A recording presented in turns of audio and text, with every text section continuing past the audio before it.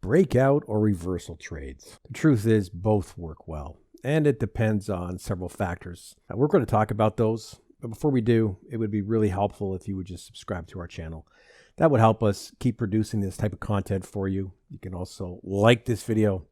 Any questions or comments, you can always pop them below. And really, generally, there are two methods of trading that traders can use, right? The question is there a good time for one over the other? So when we talk about breakouts, they are usually defined as price breaking through a support or a resistance zone in a continuation move of the prior trend direction as price makes new highs or new lows. Now, reversal trades, they're usually pullbacks in price with the traders catching the turn. The turn is the point where the pullback ends and price resumes the trend. But technically, if I buy near the bottom of the range of the action here on the left as it reverses off support, well, it's not a whole lot different than the action on the right.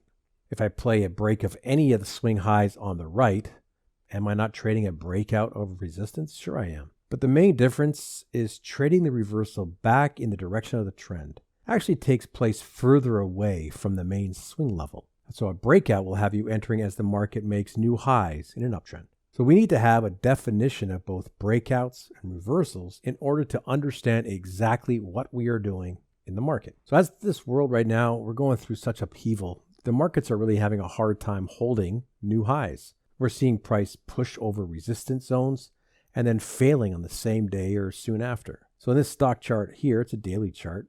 Price made a decent run up, 37%. And began a normal consolidation. We expect it. And I talked about what makes a good breakout candidate in another video. And I will say this is not a perfect setup pattern, but that's not the discussion, right? Because there's interest on the buy side, obviously. There's 2.3 million shares on that big green candle. The point is that new highs are failing on many stocks and a breakout trader is at a loss. So there's a question always of volume on the breaks. Now here it was less than the average of the last 50 periods. However, the last two green candles before the consolidation had a combined volume of almost 8 million and the highs still did not hold. So another example with greater volume than the average of the previous 50 days and a 52% price jump in 30 days prior to the consolidation is right here. So the day of the breakout was strong, but the next 10 days the price did very little. And I've had a lot of conversations with a lot of different traders, some really, really successful traders,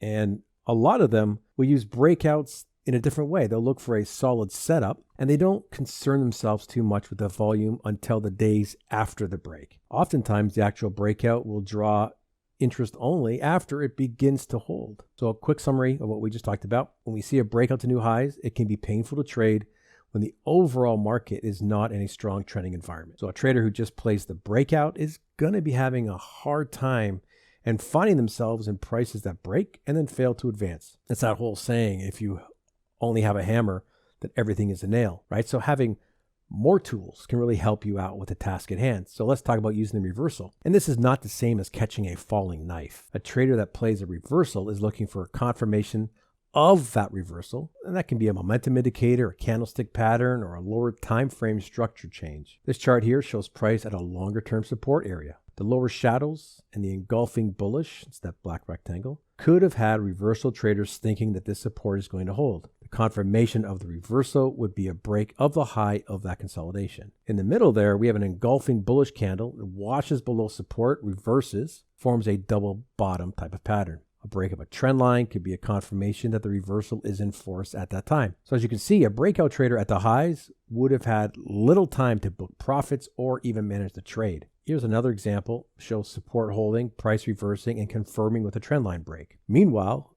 a break of the highs failed. Now again, I'll admit this is not a perfect setup pre-breakout, but it's still obvious that traders are buying at the break, so some people are doing it. This chart shows a better setup for a breakout where we see higher lows into the resistance zone. Now we still have a breakout failure, even though we also had some consolidation under the resistance zone. Price fills the gap and it begins to reverse from that zone. Breaking up the trend line confirms the reversal. Your protective stop placement is usually below the lowest point of the turn. And it's going to be asked, is there a best? And the answer is no. Do breakouts work? Well, you'd want to define what work means for you. Everyone's got a different definition of what works, but generally they can give you some movement when you have a good breakout setup. So your expectation for the breakout will determine if it works or not. Trading reversals does get you in before the main price level break, which then gives you some room to manage your trade. And while it does seem simple, right, there are some nuances that you're going to want to look for. Can you reach strength in the price action? Can you spot something different off the support or resistance zone that gives you a heads up that a reversal could be happening? An advanced trader could look for a sign of a reversal and then use a lower time frame to see a change in the trending structure. So this is a reversal breakout combination. So once price is found and held a support or resistance zone, an advanced trader can use a lower time frame and look for a change in trend structure. So when the price goes from making lower highs to higher highs as the uptrend starts to take over, it has to break out from the prior high, right? This is the previous chart, and I'm also using a lower time frame of 30 minutes on this chart here on the right. Your confirmation of the reversal is a break over the last swing high level on the 30-minute chart. And I marked an area there with a question mark because price had put in higher support level. So an aggressive trader may look at a break of that consolidation high as a confirmation of a higher low, which is part of an uptrending price structure. Remember, I said it.